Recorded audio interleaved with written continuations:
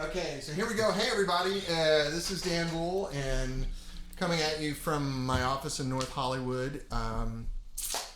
It's 65 amps. Today's May 23rd, and our special guest today is Mr. Brian Kehew. Brian, hey there. Thank you for coming. Thanks for having me. It's so nice to have you. We're going to talk to Brian about all kinds of things, not to mention the book that if you don't have, you need to get, and I proliferated around Facebook and the internets. I think it's only a good book if you're a gear geek, but I suspect a lot of people watching are kind of gear geeky about things. You know what, though? Even if you're not a gear geek, there's so much interesting stuff in there. Well, that's good to hear. No, I mean, it really is. Like, here's the wood that was in the floor at EMI. You know, and I had my parents when we finished writing it, I just sent it to them and I said, I know you don't know about microphones and equipment and stuff, so why don't you guys proofread it? I mean, read it and see how it flows and see how it goes through, and we try to explain what a compressor does to people that don't know. Yeah. Because a lot of people will buy the book hoping to see pictures of George Harrison, and there are some, and, things about the Beatles as people. It's not so much oriented that way, but it's oriented towards how the recordings were made, But I think normal people can definitely read it, especially the last third of the book is oriented towards if you want to just get into the Beatles records, you can listen to the albums and figure it out. Well, I mean, even all the technical drawings of where they stood, and, that makes the recording kind of come alive when you're listening to it again. Because, I'm a low-level Beatles nerd compared to guys like you. I actually am a low-level, too, compared to some of those people. Yeah. Well, we all know somebody who we think is off the deep end, but I've been listening to this stuff nonstop since I was, preschool. I had the good fortune of growing up on a college campus in the 60s. So my parents I listened to the Beatles all the time. It's the thick of things right there. Yeah, it was really great. And then as I became interested in music as I got older, I dove in deep. And then after going through your book, now re-listening to it, I'm imagining things. I'm visualizing things that I didn't before. It really added a nice layer for. We were really worried when we wrote the book because sometimes if you see like the behind the scenes making a movie or something, it can take away some of the magic of, what you think about that movie. Oh, I see they're filming it in the desert, or they're actually on a set instead of the castle or something. Yeah, right. So we thought with the Beatles, it does have a lot of magical kind of qualities for a lot of people, either from their memories or from, just the kind of music they made. It makes people feel a certain way that's very deep and very strong. And we were worried about it erasing the magic by going behind the curtain and showing you the Wizard of Oz thing that's behind it all. Yeah. Because it is humans working in a room with equipment, making records that sound magical, but it's guys struggling and fighting and pushing and pulling to make something that works. But we found that as you get into it, it brings up maybe a new kind of level of respect for what they do. Like, wow, they only had 8 microphones. And they only used 2 kinds or 3 kinds on the kit, and they only had a 2-track machine. This kind of limited EQ, and so that is kind of amazing to think of the quality you can get from the limited access they had to things. Yeah, it gave me a whole new appreciation for the art form because I'm a really inexperienced recording person. I learned how to sort of align heads in the 80s and cut tape and did some low-level second engineering kind of things. No experience whatsoever. I moved overseas, came back, everyone was using Pro Tools. Yeah. So my skills instantly became obsolete. But now as I, get into it more and I learn that these guys were working with sticks and stones compared to what most 15-year-olds have in their Mac laptop now. It's just astonishing. And when you listen to those records, go listen to how clean the editing is. Listen to how perfectly the balance is set on these things. And these guys were working with, a channel strip that mostly didn't have EQ and didn't have anything, and they had to ride everything. They had to ride the compressors, they had to ride the reverb, they had to ride the echo and do it live, and the band had to actually play the song. Yeah. It wasn't like, oh, okay, you screwed up the bass line, we'll just recut that later. There was a lucky coincidence, though, that they started out being such a live band. I mean, that was the way everybody did everything. You couldn't even get into a studio unless you were really lucky or rich. But at the time, they started out being, playing hundreds and hundreds of live gigs before they ever set foot in the studio. So they had their chops together as far as, really playing. Yeah. And we know what the difference is between people that kind of play for a hobby, even like myself, and people that are real pros. Yeah. So they had that together, and that makes it work because when they're recording, even on a 4-track, they're still not separating the drums from the bass. The drums and the bass are recorded together. Usually. And so the bass would have to be good. The drums would have to be good, and it would be all the way through. You couldn't necessarily fix things. They could sometimes splice on the ending of a song, and they rarely did that, though. Let's just play it again. It takes 3 minutes. Let's just play it right. Yeah, just roll again. Yeah, that's fantastic. It's a challenge for me. I wish there was another whole section to write in this book, although we covers what it covers. But there's an implied, kind of a subtle theme to it, but you have to really dig into it to even think about that, is that they were so creative. And, here's all the gear, here's all the speakers, the microphones, the kinds of tape they used, all this good but dumb stuff that says this is the Beatles world. But basically what it is, you get handed a set of paint, 6 colors, and say paint with it. Exactly. And how creative can you be? Right. Yeah, it's a little bit emasculating when you realize, they only had that stuff and it sounded that good, and I have all of this stuff and it sounds like shit. Well, true. I mean, it may be, but I'm sure you could get a better kick drum sound than the Beatles ever had if you tried in a day. You could get a great kick drum sound, but does that mean the kick drum sound makes the record better? No, because then the kick drum's fighting with the bass and the vocals and things. If the kick drum is huger and bigger, other things have to suffer. Oh yeah. So, like you said, it is a little bit emasculating in that they had such powers, but also keep in mind this is super important for everybody listening. They were doing things with microphones like putting them in bags and then submerging them in water to see what it sounds like. Now, I've never been that creative in the last 10 years. Right. But they were doing it because they were frustrated, saying, we have limitations on our gear. We have limitations in the room. Yeah. Even our instruments, we only have 2 or 3 guitars. So how can we make new sounds? Now we've got so many options, pedals, plugins, amps, different tubes even, that we get lost in that world, which is not really creative. Let me plug in a different fuzz box. Right. But wait a minute. That's experimentation. How many people have used all their fuzz boxes in a row? Mm-hmm. That's being creative. Or saying, let me plug into my very cool amp and I'm going to use the worst speaker in the room and cut slits in it like the Kinks used to do. Right. Because that is a new sound. It may not be the ultimate Hendrix Marshall tone, but it's the Kinks, the Beatles, everybody was trying to create new sounds that we had not heard before. Yeah. That's why Hendrix wanted those pedals, because he wanted to make his guitar sound like a spaceship. So, not just Hendrix. Right. So I think there's room for all of us to think about that stuff and saying, I can play with my pickups to get the ultimate Les Paul tone. That's right. But why not Jimmy Page breaking out a Dan Electro, even though he's got a Les Paul? Yeah, where did you buy pickups back then? Yeah, you couldn't. No way. It just didn't exist. So for those of you that haven't seen this book,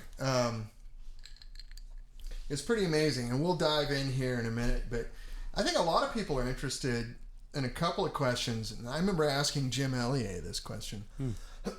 Jim wrote the amazing Vox book. If you've not seen it, it's a monster. I have it out on the table, and I use it as a reference guide all the time, and that's where I met you. We were part of the tone panel.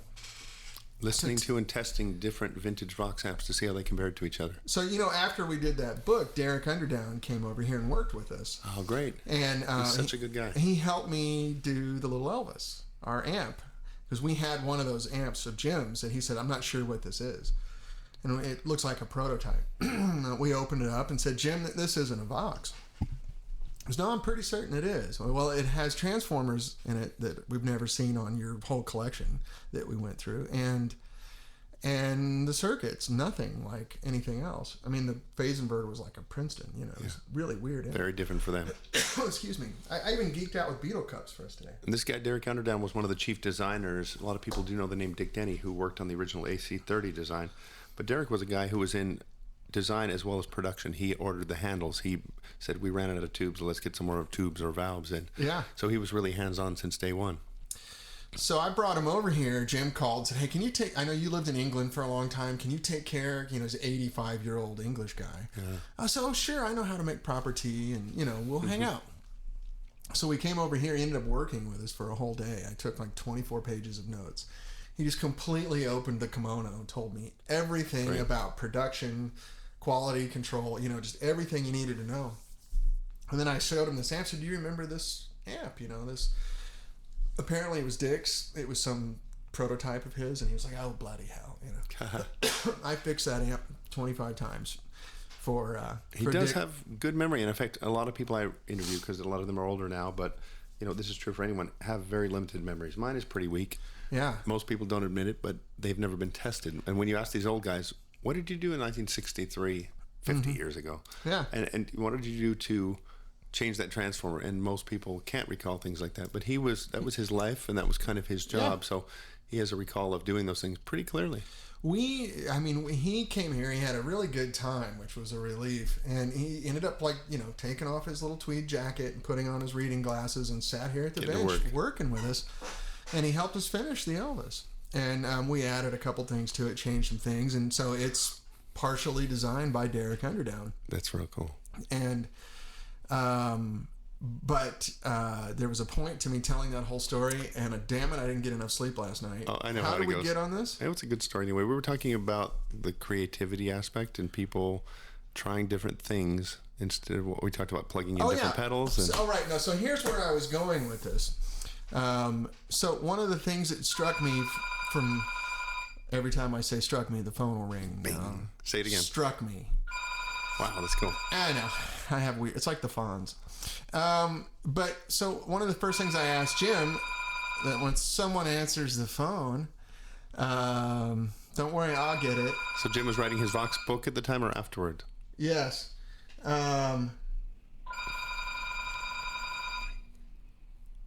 This is 1 minute of your life you'll never get back. Oh, this is the hotline. This is somebody calling in with a very urgent suicide question. Hotline. Can I put you on hold? No, I asked Jim, what was the moment when you said, I'm sure you've been asked this before, but what was the moment when you said, you know what? I am going to do an incredibly robust, comprehensive encyclopedia on this subject. And there had to be this moment where you woke up in the middle of the night and said, either I can't stop thinking about it, or I'm so in love with this subject that I'm going to dedicate, however long did it take? That's what I want to know too, is how many years did you put into this? I know exactly when it was and where I was. I was driving west on the 10 freeway past LA City College, about to zip around when it turns into the downtown LA. Yeah. And I'd been thinking about Birthday by the Beatles, which I was listening to. And birthday, say it's your birthday, and then there's this piano going, wah, wah, wah, wah. Yeah. I said, how do they do that sound? I go, it's so cool sounding. It's not a normal piano. It's filtered in some way, kind of distorted, but I really can't figure out what that is. And I said, where would you find that information? And I'd been, thinking about Beatles and Hendrix and whoever else records, just kind of how come those records sound different than we have now. Right. I grew up recording professionally in the 80s, and I think that was probably the worst period as far as sound quality ever. It was questionable at best. Really bad. I mean, the mixing boards were bad, microphones were bad. People really didn't value That's when I learned. Like tube gear. Yeah. So I couldn't get sounds going like those people had, and I couldn't figure out why. But I was thinking about the track and thinking, wouldn't it be great if there was a place you could look that up? I know it's probably not in a magazine or even an interview from back then. So maybe we should try to figure out a way to do a book where people could look it up. And it was just me at the time. And I started into the project looking for articles and things. And there wasn't much of anything. And there was no internet at the time, although there was a text-based internet going at the time. Oh, yeah. So this is early 90s. Then. Yeah. Wow. It was early 90s. And so 16 years later, this got finished. Midway through the process, I'd been spending years on it, flown to England about 15 or 20 times to do interviews and work with people and go to Abbey Road. And I heard about this guy in Texas that was doing the same project. And at the time... Is that your co-author? Yeah, Kevin. Oh, yeah. He's actually here in LA this week doing some meetings. But we met through a mutual friend he had interviewed. And I said, that's weird. I've talked to all these other people that didn't know about him, but I've heard of his work. And he's supposedly done some great work finding things out. And I went, oh, my God, what if he does a book that's 100 pages long that's okay, but it covers the basics? Yeah. But he'll be the first one on the market. So then who would buy another book? And there was a process when I did start it. It was going to be the instruments, too. And along the way, Andy Babiak came up with a book called Beatles Gear. Yeah, I have that book. Same kind of thing where I said, oh, too bad, because now there's no need for more information on the Beatles instruments. It covers the basics, but there's still so much left that it could be its own book, just the recording gear. Yeah. And it did turn out to be pretty sizable. So... I mean, the only complaint I have about your book is the same complaint I have about Jim's book. Yeah. Is that after reading it for a while, your leg goes to sleep. We have a friend of ours named Pete Townsend who took the book and said, I can't read it in bed because it hurts my chest, which is a nice little compliment. That's right. That's right. But there is a thing that Jim did with his Vox book. He was a friend I met along the way, and he's become one of my best friends now, and he helped us a lot with our book. We helped him with his book. And the same kind of thing is, let's try to unearth all the details that the really geeky people like us would want to know, to a reasonable extent, like 98% of all the stuff you want to know. his book has, the rubber feet on the bottom of the amp, so which kind of handles, which is helpful if you buy an amp and you want to know if it's original. Well, unfortunately, I think I had some undue influence on him because he was hanging out over here and we were jamming a lot. Yeah. And he kind of got, Jim's level of analysis on anything is never at 50,000 feet. He's right there. So he started going through our stuff going, where do you get these bolts and where do you get that? And I started making comments like, if I'm missing one grommet, I can't ship an amp. Yeah. Well, how do you source all that? How do you keep it all together? And I said, well, that's part of the art of manufacturing. Production, yeah.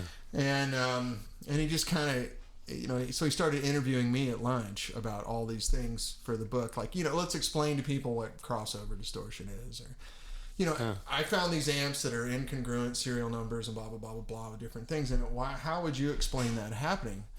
I'm like, there's some leftover parts, or one of your suppliers was running out, blah, blah, blah. And he calls up Derek, and Derek said, oh, yeah, if they were out of Lima caps, we put mustard caps in them, because we had to get amps out the door. And you buy things for price, too. If you can get the same thing from a different knob from another guy half price because he's clearing them out, you buy those knobs for That's a while. right. And, for whatever reason, you should run out of parts, and so you put amps together and make them work. And that's... So I think I unfortunately got Jim off on some tangents. That It is fascinating though, and many people out there deal with vintage gear now, and it's one of my favorite things. There was a period when you couldn't buy much good in the way of an amplifier that was new, or a guitar even. There was a down period, mostly those 80s. And same with recording gear. They didn't make tube mics anymore. They didn't make tube gear or even good sounding mixing boards. Yeah.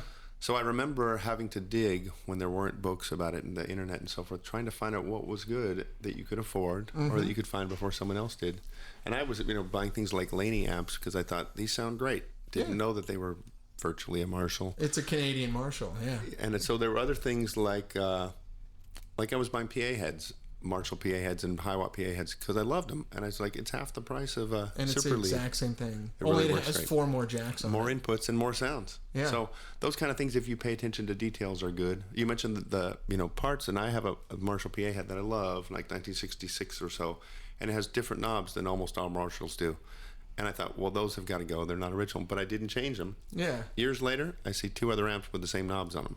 Oh, really? It was intentional. And they're very unusual, but I've seen 2 Marshalls from the period with those knobs. Wow. Now, if you'd taken them and thrown them away and said, let me get some reproduction knobs, you'd be shooting yourself in the foot in a way. So it's kind of interesting to at least have some resources where you can say this or the Vox book, somebody's done as much work as possible to get it right and to get details out there for all of us to have, not just so that we can be over geeky about things, but so that you don't get ripped off. Yeah. Or that you don't do the wrong thing by, oh, that amp's purple, I'm going to recover it in black. Right. Because maybe it's the one purple one out there. That's right. Yeah, it was a special one. Well, a lot of this for me was, in a way, sort of relieving. And I went through the same thing with Jim's book because there's so much lore and legend around these subjects. And, I ask a lot of, being a guitar guy. Sorry, I'm having cable tangles here. Sure. There's, especially around, just say, for example, Vox amplifiers. There's all this lore and legend around them that is just complete bullshit. Right. It was just something that made sense. Well, look, I can see the flat horizon, therefore the Earth is flat. So I ask a lot of people now, like, what does AC stand for? And 99% of people don't know that houses built before World War II in Britain had DC outlets in them. Yeah. And they wanted you to plug it into the right outlet. So when you didn't want to plug it into the DC jack in your wall, you wanted to plug it into the AC. And it's so cool to kind of know those things. It also illustrates things have changed over time. And it doesn't really matter if you want to just buy an amp that sounds good, you can do that. But if you want to get into the history of it and the name of your amp, when you put it on stage, it means something more to you. I think that kind of adds some value to your life and makes it a little more fun. Oh, yeah. So, you can love the Beatles records, but with the book like this, it'll teach you a little bit more about Helter Skelter and maybe why you like it. When you listen to it now, you're going, oh, cool. So it really was much longer and they cut it down. That's why there's a fade there. And cool stuff like that makes it a little bit more enjoyable to go into. I certainly think that the book is so detailed that some people will hate portions of it. If you're not into mixing boards, there's 150 pages on mixing boards in here. Yeah. But if you like them, That's heaven. But the book is a good browser, though. Because I remember when I first got it, I didn't have time to sit down and read it front to back. So I just go to the chapters I was interested in. And, every chapter has something interesting for me. I think it's fantastic. I still occasionally pop it open, just flip open a page and drop the needle and just read about what's there. It reminds me of things. And I didn't memorize every word in our book. I look things up sometimes still, too. Yeah. And it's one of those things where, it's made in pages and sections. So you can just read about a microphone. And a microphone could be very boring to read about, but we try to double duty it. In other words, we'll tell you what this microphone is, who made it, and why. Was it invented in World War II? Was it invented by the BBC for radio use? Mm-hmm. And so you get a little bit of, okay, that's a cool mic. And then how did the Beatles come to use it? And they put it on guitars and horns. Okay, that's cool. That's interesting. And we talk about why certain people liked those sounds and how it affected the records and how they came out. Right. So it makes a bigger picture instead of just saying, here's a gear list of the microphones. That's a little bit boring. It makes it tangible for you, yeah. One thing we try to do in there, too, is for all the musician people, is that as much as possible, we try to document everything and get it right. And so we found that although there's already a book on Beatles instruments, we tried to go really deeper and try to get some detail on things like the drums and the keyboards and things from Abbey Road that were available that had never been accurately displayed before. And so there's a gear list from each album, each period. This is what was available. No one will ever know which bass Paul is playing on every track. There's no way to know. And people asked me just last week. Yeah, no, he doesn't know. Even if you had some records about it, you'd have to doubt it. You can pick up and put down anything. There's a shot in Let It Be, one of the pictures of them recording that, and there's, I think, 4 basses within arm's reach of Paul. Mm-hmm. He's got jazz basses, Hofner, his Rickenbacker, and the Fender Bass 6, all within arm's reach. So you tell me what's on that record. And by listening, sometimes you can hear a Gibson acoustic, or you can tell that's a Rickenbacker twang or a 12-string. But most of the time, a 6-string electric into an amp with a compressor and a weird EQ on it. Yeah. Good luck telling me what guitar that is. Yeah, it's impossible. And those things really don't need to be known. I'd love it if we had a book where we could just tell everybody that here's all the instruments on every song. There are ways to even maybe take apart the multi-tracks and get closer to it. Yeah. But even as, I think, did you see the Steve Miller thing where he went to Abbey Road recently and asked them to play him the multi-track of Hard Day's Night, so he learned all the chords and the breakdowns. That was Randy Bachman. Randy Bachman, that's right. Yeah, that was fantastic. But he totally ignores the fact, even though his band plays it, it sounds perfect, that there's a piano in there too. Yeah. Doesn't even mention it, which is a big part of the sound. So as wonderful it was for him to get in there and get into a multi-track and hear things no one's ever heard, I do know the guitars are recorded on the same track, a 12-string and a 6-string. So how do you know what voicings those were doing? Even if you played them at this, isolated and soloed, it sounds great, it's good, maybe it's correct. But if it sounds perfect without the piano, it's still not right. That's right. It's not complete. Who knows? Yeah. It's still that chord people will argue over forever. Oh, yeah. Well, the thing he did sounded really good, but I was missing the piano. And it's sort of like, the ringing, sustaining piano sound. And, again, the 6-string and 12-string, maybe one of them moved a finger here and one of them moved a finger there, and it sounds just right when you play it a different way. Yeah. So, sonically. Yeah. Jim from the Vox book always talk about, people always call us asking, what amp should I use to get that sound and what should I do? And we basically say, basically plug a Gibson L5 into a boogie and you can get the exact paperback writer sound somehow. So, well, I get that a lot with my business. I get a call every day from someone saying, I want to sound like Hendrix. Yeah. Well, that's a tough one. Yeah. And I usually tell them the smart-ass answer, which is any of our amps will make you sound like Hendrix if you're Hendrix. Are you the right height? Are you 5'4.5"? Yeah. It's sort of like, well, the sound on this. I'm like, well, there's so many factors there. An amp isn't going to just do it for 51% of the deal is you have to be the guy. Yeah. And then what room are you recording it in? What console were you using to recording it? What cables were used? What kind of tape was used in the mastering process? Blah, blah, blah. All these little factors that really color the sound that people go, well, I bought a 69 Strat and a Plexi. I should sound like Hendrix. Like, okay. That's maybe 10% of it. I worked at a music shop once where we had, I think, at the count at the time was 140 vintage Marshalls from mostly 70s and 60s. And we plugged all these things into it, and I did find a certain Strat that had that kind of sound. Yeah. And then like a 1974 amp absolutely nailed the Jimi Hendrix tone, and it was the wrong amp. Yeah. But everybody was like, that's one of the many Jimi Hendrix sounds, but it was perfect. Yeah. And it fed back perfectly, and it had the right low end, and all the plexis and all the right cabinets and stuff didn't really match the ones that were the right gear. Yeah. So you can get a lucky combination that kind of works with what they're doing. I did get to mix one time. Warner Brothers hires me a lot. We do going through their old tapes. I have an all tape studio. So they bring me 8-track tapes or 16 or 24. And one of our projects was going through every Woodstock tape. The concept was, wow, this is years ago, fantastic, to put out a box set, 35 discs, 36 discs of everybody at Woodstock in sequence, so you can listen through the whole weekend. You could have the whole festival, and you get the full Who show, you get the full Sly Stone show, Janis Joplin, Richie Havens, all those things, all the way through. Now it fell apart and it became a 6-disc box set, which is too bad. Yeah. But in doing so, we mixed all those things and got to mix Hendrix, which was the first time I'd gotten to do that. And in working with that sound, the stuff that done to date was largely mixed mono with the guitar towards the middle and his vocal in the middle because it balanced. But I thought, if you've seen the show, he's on the left. Yeah.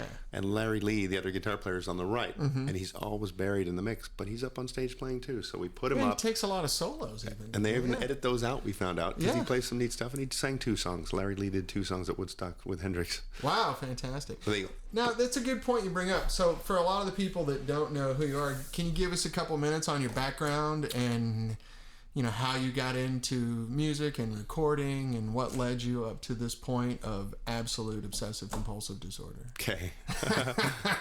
But functional. No, I have the same thing. I get things done with it. Yeah, you're exactly. Looking at it. You get it right and you get something done. They call that passion. Well, yeah, if somebody pays you for it, it's functional. That's right. If you're not getting paid, it's an obsessive compulsive disorder. So these hobbies turned into work, which is, I grew up with music and things like that, taking apart a little bit of stereo systems at home and buying cheap guitars and so forth. But I'm primarily a guitar player, although I've gotten a lot of work doing keyboard stuff. And I like vintage stuff a lot. I'm a nut for vintage gear, although I don't go crazy with it. I have about 3 amps and 3 great guitars. Yeah. But I'm a recording engineer most often. That's my main work. And I like to do that the best. I think that's my favorite job to do. I've written this book. We're doing some other book things coming along. But I like to write. I'm doing some articles for people now and then. I did one for Vintage Guitar a month or 2 ago on crazy sardonyx guitar. Oh, cool. That John Lennon had and other people played. But I like to write. I like to dig through the history, but not just because it's old stuff. I like to bring out points that make it interesting and relevant to our lives today. Like that sardonyx guitar that came out. It's a wooden guitar, very machine-like, very electronic looking, but it's a fantastic guitar design. And this is why John Lennon used it like crazy at the end of his life. It was his favorite guitar of all his guitars. Because it looked cool. It was a radical departure from what other people did, but it still was functional. Yeah. So I think we play it safe with a lot of things now. Even in recording, I'm very traditional. I like microphones and tape machines, and I do stuff very traditionally. But I also like to not copy Hendrix and not copy Buddy Holly and the Stones and so forth. Let's do a Hendrix basic thing, but let's mutate the drums a bit. Sure. And make it un-Hendrixy while the Hendrix guitar is playing, and then add 16 vocals on top like Queen, and that's a hybrid of things, which is how everybody used to do stuff. Can you tell us about your studio? You're saying you have mostly analog studio. Yeah, and it's not strictly, I'm not like, you can't have a digital thing in the room. You're not a Luddite, yeah. No, but I do like things for the sound reason, and for example, when I was buying, Laney amps or Plexi PA heads, just because they sounded good. Yeah. And I like things like Gretchen Super Amps when they weren't so popular, just because they sounded good. And so all those Valco amps sound great. I couldn't afford what everybody knew, which was Marshall and Fender, old Les Pauls and Strats and things like that. So I was buying other stuff that turned out to be now, somewhat collectible or good.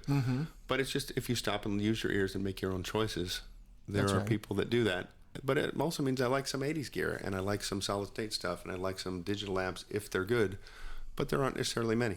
So besides the guitar thing, I'm also a keyboard player, and I love old synths, especially Moog stuff. I like Mellotrons. That's my favorite instrument, actually, is a Mellotron. It's just creepy and cool. If you don't know it, it's a keyboard from the 60s with pre-recorded tapes inside it, used by the Beatles and Bowie and Genesis and people like that. It's like the first sampling keyboard. Yeah, sampling playback. It has tape machines with recordings playing back under each note. So you hit the C sharp and it plays the violins on a C sharp, and you can do a beautiful sound. But to this day, if I brought any of you in the room with it and said, listen to this, and then listen to the Korg workstation or the Yamaha samples of it, the real thing literally just sounds better. Yeah. And it can sound quite good sampled, and you can get away with that on stage or on tour, but I do like the real thing. I can certainly sample a snare drum, and it sounds just like that snare drum. But we all know that's a very different experience than playing a snare drum. Exactly. Well, it's sort of like a nice photograph versus the real thing. A nice photograph is beautiful. True. You need to have the 3D of touching that flower. Anyways, you asked about the studio, which it's just around the corner down the street here in North Hollywood. And I had a mixing room for years, which was functional and fine for me. But eventually the work for that started going down. Since I am just tape-based, there's not a lot of tape-based mixing to do. Yeah. But I thought, I've got this console, I got microphones, great amps and keyboards and pianos and things. Let's open up a full-size studio with a tracking room and a mix room. So I shut down for a year and found a place, just built it out. Now, where I didn't realize you were so close. Where are you? Burbank and Cahuenga, right near Mucho Mas, the famous Mexican restaurant. I eat there all the time. too. That's the other. My kids go to the Burbank Music Academy. There. Not far away. Yeah. Yeah, right down next to that little hokey sports bar. And North Hollywood, for those of you that don't know, is a very flat part of the San Fernando Valley, which is over the hills from Hollywood. But it's so flat and big that they put all the movie studios up here, TV studios like NBC in Burbank. And so land is fairly cheap up here. You can have a factory like this here That's for right. half the cost, third the cost of being in LA. But it's close enough. And so I have a studio there surrounded by 4 studios on my block. Yeah. And a lot of people still There's making music. I know a couple other guys that are really close to you, too. That's cool. Well, I need to come over and check it out. It's neat.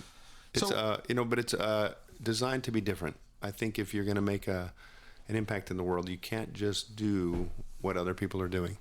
Sure. You can say, well, I've got the exact Hendrix rig and I built that guitar, or I want to sound like Stevie Ray Vaughan and I bought the right gear.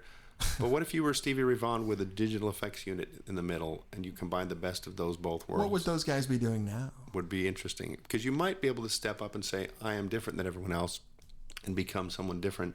I talked to Andy Summers from the Police recently, and I complimented him because I felt that it was so interesting how he made spacey, weird guitar work. The Police has that cool punk rock thing from Roxanne and so forth, which they easily strip back to at any moment. But he can also layer guitar synths tuned in fifths and do these 13th chords, spacey jazz things on an A-plus world-selling pop song.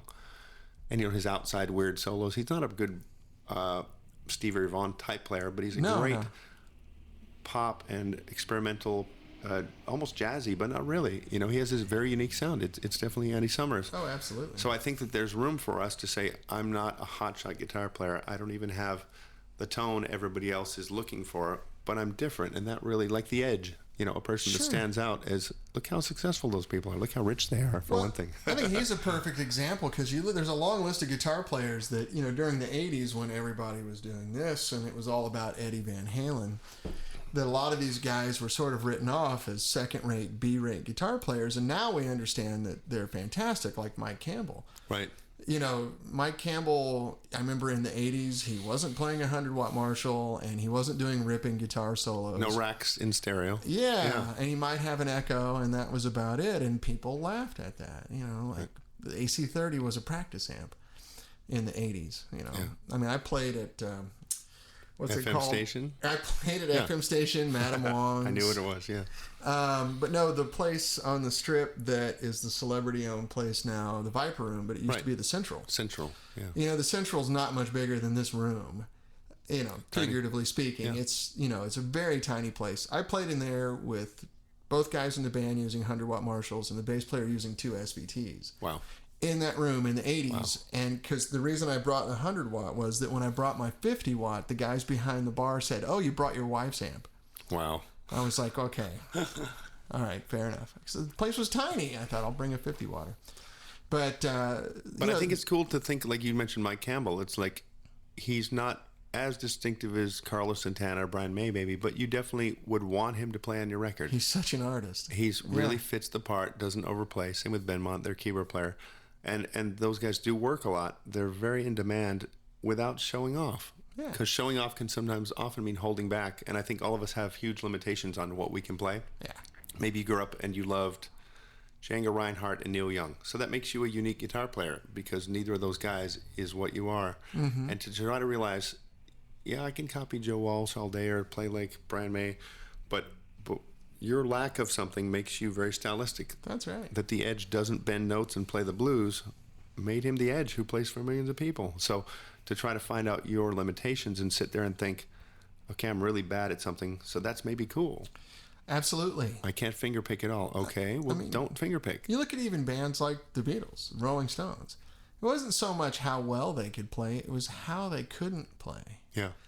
George Harrison couldn't rip, didn't have a huge vocabulary, but what he did was fantastic. Ringo Starr, not a lot of licks, plays like a Swiss clock. He's got a groove a mile wide. His time is sick, but he doesn't have any licks. Keith Richards, whole thing. And so to appreciate that you don't have to keep practicing it's good to practice, and I love to be better than I am. Musically, I hear something and want to be able to play it. That's always good. But I was talking to a friend recently who did some tracks with Brian May from Queen, who's one of my absolute favorite guitar players. And he's beautifully distinctive, and he's got chops, and he's got some range. But he said, it was surprisingly sloppy what he put down. And then he said, and I went back and listened to things, and Brian May is quite sloppy compared to a technical guitar player. If you listen to the opening of We Will Rock You, those guitar bits, just by himself, it is kind of slipping around. Oh, yeah. You've heard the breakdown, the Pro Tools breakdowns of the Night at the Opera and Day at the Races and stuff. They're the loudest, hummiest, mistake-ridden guitar parts. Those AC30s are howling with noise the whole time. Nothing's close mic'd. And there's lots of boo-boos all over it, but there's 5 layers of guitars, and with a careful engineer, it's complete artwork. And yet there is a bit of slop left in, which I think is important. So when people are recording at home, everybody's so detailed now. I got to take out that squeak, and I've got to... Yeah. And sometimes those things are distracting and annoying. But if they're not, maybe you can leave it in. Because if you build a track that's so perfected from the kick drum up, then any flaw, like a breath or a finger squeak, will annoy you and the people listening. But we all know how boring a perfect record is. And really, you're self-destructing your music if you take it apart so much and take your own human character out of it. Yeah. So I think that one of the reasons why a lot of people, including yourself and myself, listen to music from different periods is that the human character is there. Absolutely. I don't mind all those things at all. I think a lot of it, too, is I spend a lot of time on stage. And so, like psychologists say that, when a guy watches a football game, 20% of his brain activity is exactly the same as if he were playing football. Right. That's why people get hooked on watching sports or all those sorts of things. And when I hear a record that sounds human and not perfect, it's so much easier for me to go, oh yeah, I can be on stage with these guys. I get that same inner brain happiness, joy that you've experienced on stage that has no adjectives. Yeah, that's true. And for me, when I hear a record that sounds like people, I enjoy it much more because of that. And even like getting the Beatles box set thing, where they pulled the tracks, separate all the tracks out and sweeten them up. But the fact that I can hear George's pick now, like on this system, which is halfway torn apart, but because I'm redoing the power amp, but it's not particularly fantastic, but it's a nice old kind of medium grade tube system. And I can hear George's pick on the acoustic guitar. Nice. Or I can hear a pedal squeak on Ringo's right foot. Or I hear him... And it doesn't kill the record that is on there, though. It's still a great record, even though those are quote-unquote flaws. They're not, to me. It's like, that's a band. Bands don't play perfectly. Right. They never have, and it's just, I love it. It makes, and even now I have that conversation a lot with guitars and amps. We had a guy on here today, no offense, who was really worried about single coil hum. And think of all the great people that had single coil hum, and it's everybody. Annoying. I did some touring recently working for a crew for Roger Daltrey, and the guitar player Frank Symes, who's an amazing guitar player. I know Frank, yeah. And he's got great technique and great sense of tone. He's really interested in how things sound. Yeah. But we'd walk on a few stages and he's like, I can't play my Les Paul Juniors today or the special. We just can't. There's a big transformer under the stage. Yeah. Yes, that's a show killer for those guitars. So he would just play the gig on a humbucker guitar and nobody really noticed the difference, although it did sound different to us. Sure. Would prefer to have the right thing in the right hand. But something as big as that, like I can't use any of those guitars today. Didn't stop the show. People loved it. They had a great time. So to worry so much about little details, I guarantee for most people that the hum is not as big an issue as you and your musical expression. Could be more deep and more fluid and more fun, maybe. Well, even all the old amps make noise. Right. AC30s and Plexis and, all the British amps from that era were loud. They hissed and they hummed. They crackled. My favorite recording ever made, and I don't know if any of you can chase this down, but there's an old ZZ Top track called Blue Jean Blues. Oh yeah, I know that and song. It's very quiet, very slow. It's real spacious, just like tick, tick on the drums. There's not much going on but guitar, bass, and drums, and you can definitely hear the amp humming very quietly in there. But although that is a quote-unquote flaw on a quiet song, I can then picture him in a studio doing those parts live. It seems like a real person then in there playing. Yes. Because there's an artifact that tells me there's an amp humming, and I'm like, now I can picture a Fender Tweed or something sitting in front of a mic and him working on the part. So it brings a kind of beautiful appreciation to reality to have that kind of a flaw, or even, sometimes you hear a little pedal squeak, like you said, or that means there's a drummer on a kit, not just music floating around in the air. You hear him catch a rim once in a while. It's fun. It's like, oh yeah, that's what drummers do. Yeah, it's funny you mentioned ZZ Top, because the track that I always think of is on their first record, Brown Sugar. Oh yeah, where he's doing the neck pickup kind of roll back intro. Very thick. And there's a moment there where they didn't catch it, where he flips down to the bridge pickup and rolls the volume up really quick, and you can hear the amp go just for a millisecond. The gain coming up. Yeah. Yeah, you can hear that 100-watt Marshall just starting to breathe fire right before he hits the notes. And to me, that's exciting. It is. Because I know what's happening there. I know that sound. This is the jet fighter taking off. And it gets me turned on every time. And it's one of those things that would never happen on a modern record. I think they would probably do a separate track because they have more tracks available. Here's my intro sound, and here's my rest of the song sound. And I understand that. I mean, there's a compromise to be had. Maybe your intro sound is not perfect anymore, but it didn't kill them. It was a great track. The band's huge. It's one of my favorites. It's exactly. And it's like, there are a few times when one of my favorite things to do for Warner Brothers, and it's never come out, we went through all the Van Halen tapes. Oh, really? And I'm a big Van Halen fan. Many people are. Yeah. And it was fascinating to learn about that. Again, a major guitar great, probably rivaling Hendrix as far as influence and importance to the music business. Absolutely, yeah. But hearing the tapes, and Eddie's playing live in the room, switching between his phaser and turning on and off the Echoplex, like something like Ain't Talking About Love. He's playing with the phaser on, and then he kicks on the delay for 2 notes, and then kicks it off, and then kicks the phaser on, then kicks the delay. While he's playing those things virtually live with the drums and the bass. Yeah. And if you put up the drum tracks, you can hear Ed across the room screaming through that amp. And it's cool. Yeah. And by the way, there's a little side trick I did learn from finding out about his tone and how things were. Like track 13 and 14 is the guitar track, and one is a very dark mic somewhere on the speaker or a different cabinet. Yeah. He had some with JBLs and for a very bright sound. Yeah. And that sound is like Eddie, but kind of, and the other sound is sizzly bright, probably the bright JBL cone speaker with a silver dome going zzz. And that sounds like Eddie, but real thin. And you put them together, there's the sound. Right. So even him, with the right gear and the right guitar and the right hands and the right person, if you put up just one of those tracks, you'd say, that's pretty close, dude, but not quite the Eddie tone. Exactly. So people argue about those things all the time. And if I played you one of the mics on Eddie's guitar in the room on the record you love, through the right board and all the EQ, you would say, that's pretty close to Eddie, but it's not quite right. And people would pull it apart. Yeah, exactly. And those are the early stuff. So the engineers on that were... Don Landy, and didn't Andy Johns do some work on the early stuff? Later on stuff. Later stuff. Oh, okay. It was kind of their same team of Ted Templeman, and those are the guys that did the Montrose album. Yes. Which is a great record. That's my first big rockin' album that I got lost in. I got that, I think, when I was in 6th grade. 1974. Now, mentioning what I was doing was that this was mixing for Warner Brothers. We go through their old tapes quite often, and we did things like Fleetwood Mac Rumors, where we found outtakes and other versions of songs, even unreleased things, and you get a second disc of bonus tracks. Or the Woodstock thing, a lot of that had never been mixed, never been put out, so you can hear more tracks from The Who, and they've released like Jefferson Airplanes, full concert, and so forth.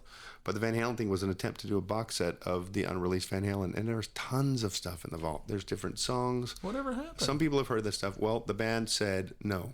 And now that we know that their new album is made up of old tracks, maybe we know why. But I didn't realize that. Yeah, it's rewritten lyrics over old songs that they re-recorded. That might have been why. But there's literally CD after CD full of Hot for Teacher with different lyrics, different bass parts. There's early versions of some songs that even got later lyrics. Like they were recording a song called Voodoo Queen, which is Mean Street, in 1977 or 78. Wow. And it sounds as good or better. Because I've heard that Gene Simmons produced. Yeah, they're different, very slick. Where they're playing through Music Man amps. Right. And that it's all the same songs without the swing.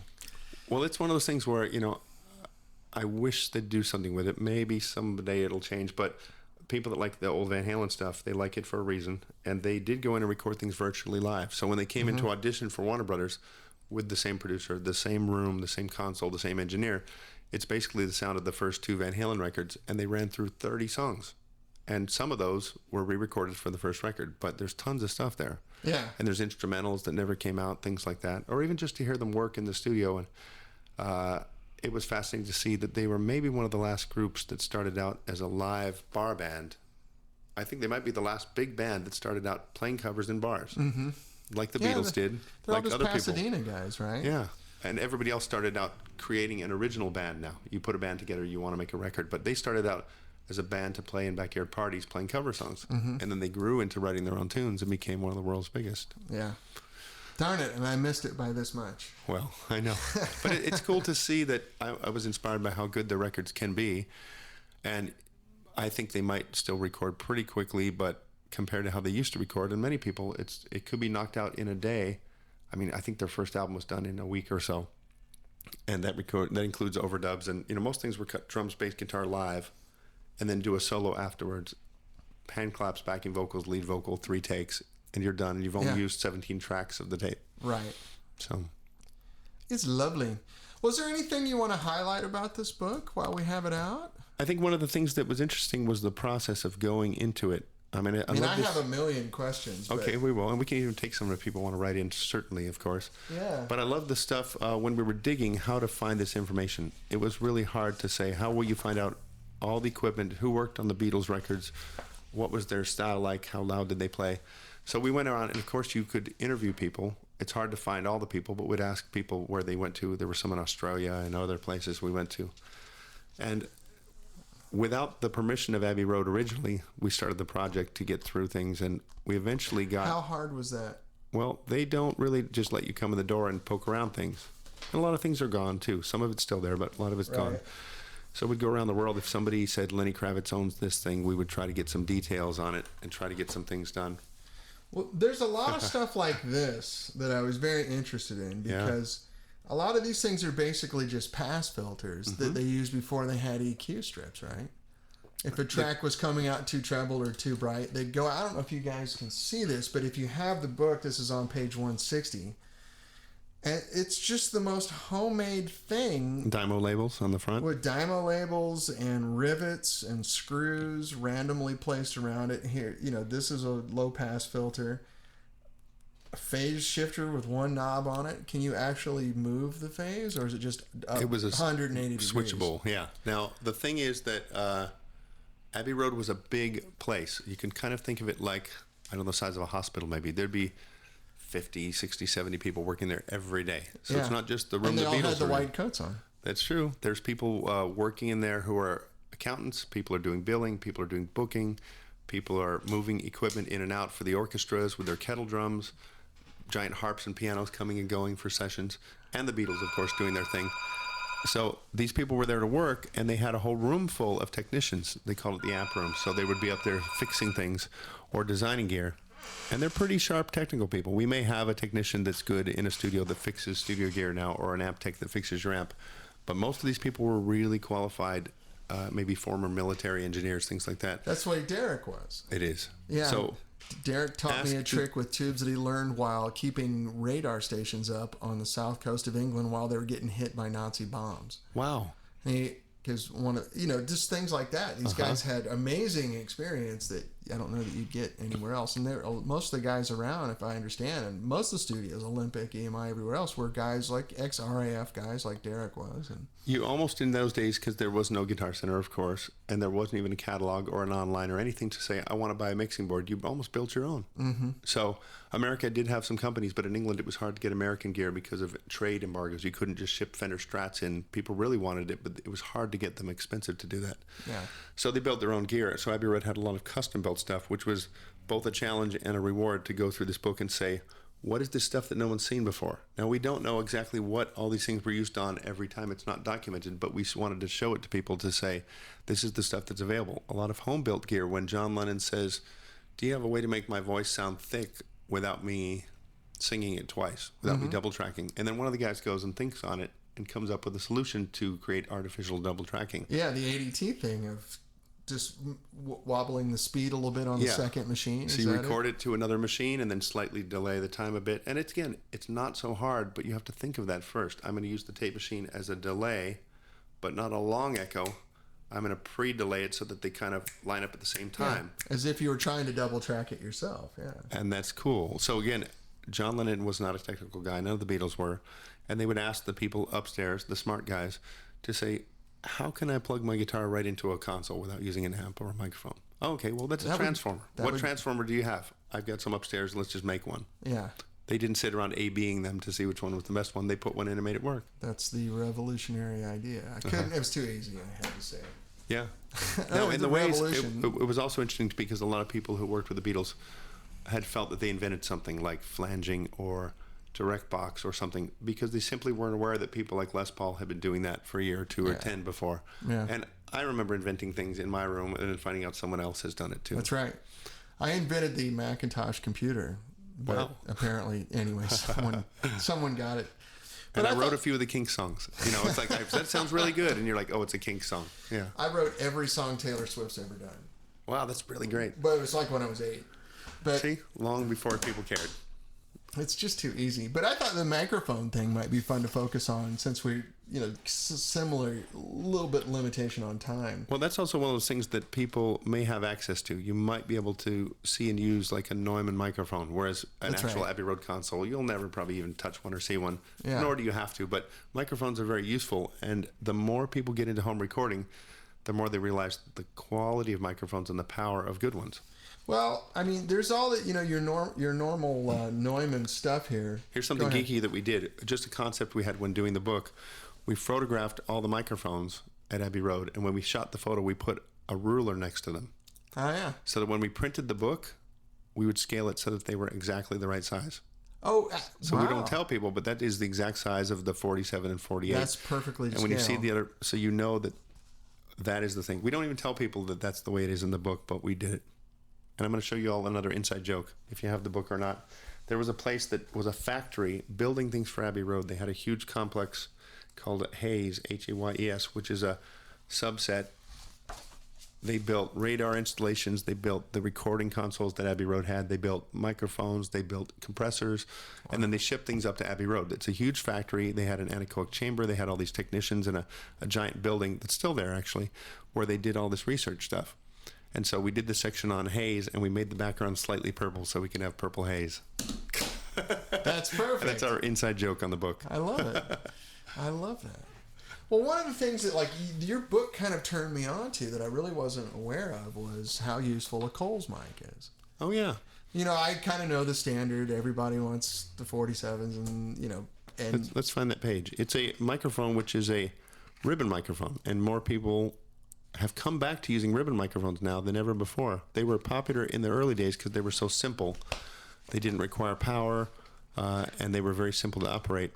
But these kind of microphones would have a vibrating ribbon inside, and it would pick up the sensation much like a string over, a guitar pickup. And so the limitations are it has very little high end, which is natural EQ if you want that.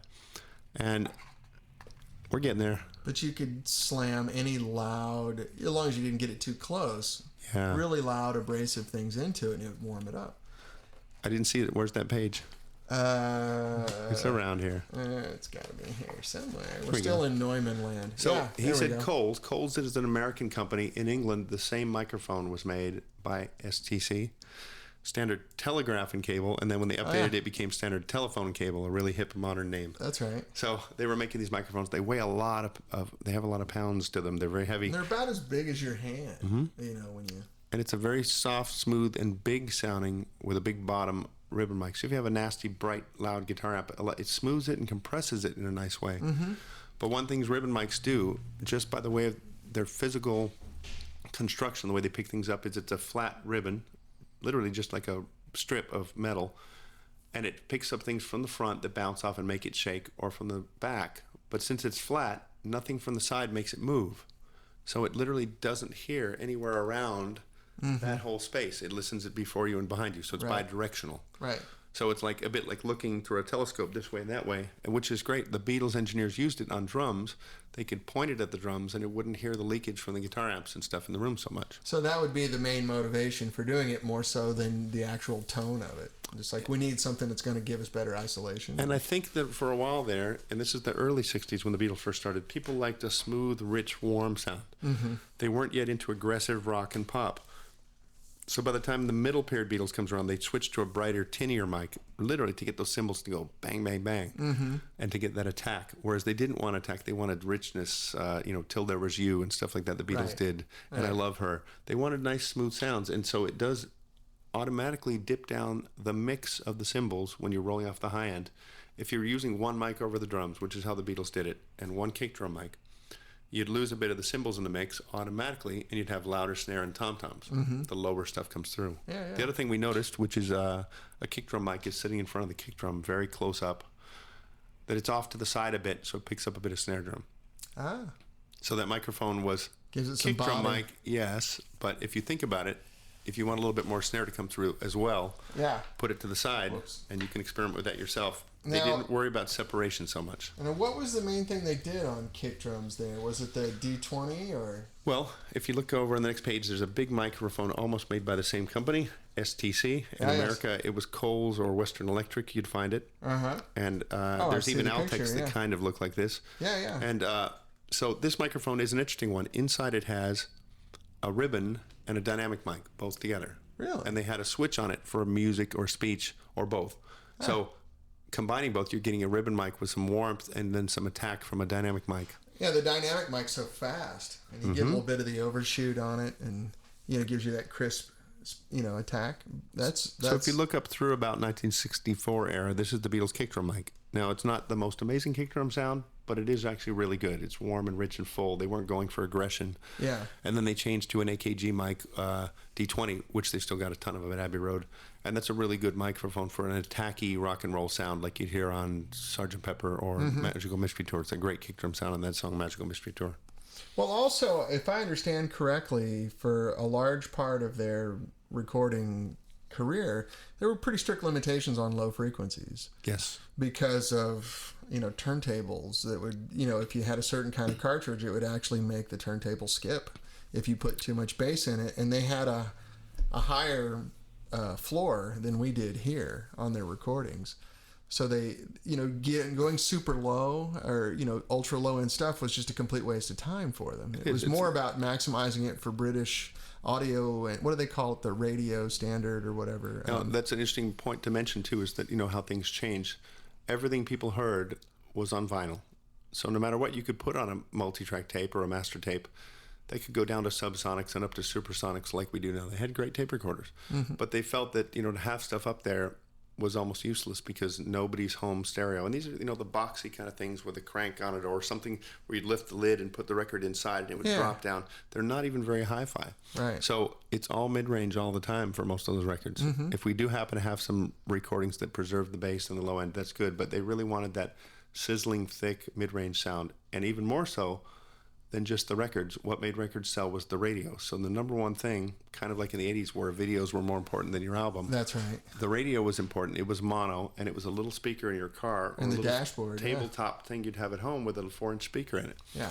And if it didn't rock or cut through or have some kind of excitement. So a lot of the Beatles stuff, we're listening to it with modern ears in stereo and on CDs and things. And, it may not sound as hi-fi as a classical recording or even a huge Metallica record now. But for what it was maximizing how much sound you could fit into that small box. That's right. Yeah, what is it the British equivalent of the RAAA or whatever it is? Right, yeah. But there was little CCIR. Yeah, there was a concern that if you put enough bass before they had moving coil cartridges, if you put enough bass into a vinyl album, that the needle would actually jump. It could. And another thing to think about is when you're cutting grooves on a record, the deeper and bigger it is, the less you can put on that record. So, yes, you could use an LP and cut a really big, deep, fat groove and the needle wouldn't jump. But you could only get one song on a side. So they had to compromise between the size of the record and how much material they wanted to put. Which is such a strange limitation to think about. Like, why can't I make my bass sound bigger or the kick drum? So, what's funny was they were struggling because they did say, how can we get better bass? Now, all you had to do was go to the console and turn up the low end. or put, a different kind of setup on the bass to maximize the low end. They knew they could do that, but they weren't allowed to, or they said, well, what's the point? It's going to get knocked off when we master the record. Yeah. I can always add more low end to it. They wanted a kind of intensity to it that was good. You probably, if we've recorded at home, some of you might even have like 4 12 cabinets or even a full stack. And it's so hard to capture that sound on a recording the way it is in the room. It's much easier to capture a 12-inch speaker. That's right. That's why recording amps have become popular with 20-watt, 18-watt amps. So you can get a screaming, full blast sound that sounds huge through the speakers because it's a microphone right on a small amp. Yeah. It's harder to capture that big picture and then put it through a system.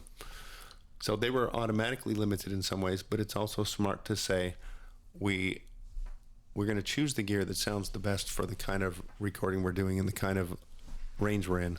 Just to have the hugest guitar sound may not actually have the impact by the time you're done recording it. You might want to start with something medium that sounds huge by the time it's finished. Oh, yeah. There's a couple of good questions here we have to... One guy says he got the book yesterday, Good Index, Read All the Guitar Gently Weeps stuff this morning. I read it this morning. This one's a really good... Andre is asking, did you run into a lot of conflicting information when you were trying to come up with... That's a great question, because most definitely we did find people that remembered different things. And our favorite story to tell about that is we asked people how many 4-track recorders did they have at the studio. We all know the Beatles, quote-unquote, recorded Sgt. Pepper on 4-track. And it's usually basically 2 4-tracks bouncing between them, filling up 4 tracks, mixing that onto 1 or 2 tracks of the next machine, and then adding 2 more, and then mixing that to another. Yeah. It's a challenging process, but they did it a lot. So we said, how many 4-tracks did you have? And one guy said, well, we had 8 of them. I know, because, we did the purchase orders and they were very expensive. And another person said, no, we only had 4 because we used to have to fight over which studios got the extra machine to do the bouncing. And it was a real problem because we wanted to do bouncing and we're doing more vocals and they want the machine for their room. So we had to reserve it in advance and fight it. That's why we only had 4. And it was like, well, that makes sense. He's remembering something very specific. And another guy said, well, I was in charge of those machines. I was taking care of them, and there were 7. I had a logbook, and I went down every week, and I was supposed to oil them every week, which they don't need oil every week. Yeah. But he did it, and he said, and there were 7 machines on there, so I know exactly how these all seem like really good memories. Somebody remembers paying for them. Somebody remembers not having them. Well, they could all be true. The truth is they are true in different periods. They started with a few machines, the 4, the limitation, and then they said we should buy some more, so they bought 4 more, and then one of them got shipped off. Yeah. To a remote location. So they had 7 total at the end, started with 4, and that's the whole story. So when people conflict, you have to say they could be wrong. 2 of you are lying, and I'm going to call you out in public now. What we did find was, and this is the process of learning to be a researcher, which I had no experience in, but now we have done a lot of, is to learn also to trust people over time. We would ask them not just one question, but a whole interview, and then ask them again 2 months later, and then ask them new stuff a year later. We spent years and years with the Abbey Road people going back and forth, and Tony says this and Steve says that, and sending it back and forth. He's full of it. That's terrible. Yeah. And other people go, oh, that's right, because you reminded me because we did this, and then it brings something new up. Sure. So we question people's memory. The sad part is typical humans, from our research, have about 50% correct memory. Yeah. That means you're half wrong. That's pretty optimistic, I think. Yeah. But what's interesting about it is, in that 50% correct, if I said, I remember that vacation, I was with my family, we went to San Diego and we rode it with the dolphins on the beach or something. Well, maybe it was the year later and you weren't with the family, but you're mixing the memories together. So there's some truth in there. And the hard part is... Or it was with your mistress. We can't talk about it. Yeah, it's like, oh, that wasn't you, honey. Sorry. Oh. So when those cases where we couldn't find evidence, a photo or something, you have to rely on people, which is the least reliable thing. However, I've seen a lot of people, and I won't mention names, but they write books about the Beatles or whatever, and their memories are wrong.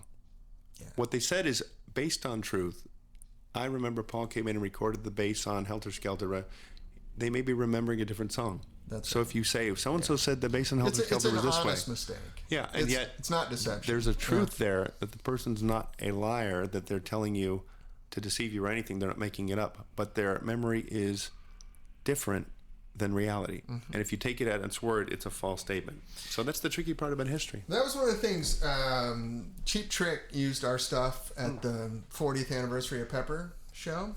And I was there, yeah. And Jeff Emmerich picked the amp. They were doing they were doing sort of open calls for gear down there because Jeff didn't think Rick's little Fender would be the right amp. Yeah, it wasn't an ugly thing. It was just like, well, it doesn't sound like the Beatles, you know. It sounds like Cheap Trick.